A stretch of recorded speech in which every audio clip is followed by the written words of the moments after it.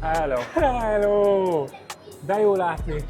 Mondd, hogy szeretnél valamit vásárolni. Arra gondoltam, hogy beszéltünk itt a napokban ezekről nagyon nagy, hogy mondjam, munkaigényű dolgokról.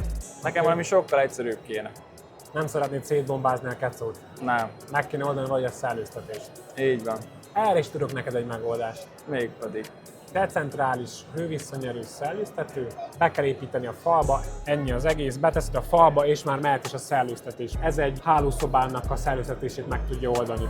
Tehát, hogyha mondjuk több helységed van, akkor mondjuk be kell belőle tenni 4 darabot, de össze lehet őket hozni egy mobiltelefonnal, patika az egész. Akkor csak furok neki egy lyukat és ennyi. Fúrsz neki egy lyukat, viszel neki egy kis áramot, és már jöhet is a friss levegő. Szuper, ez a nekem való. Figyelj, ez egy társas házba kéne vagy 50.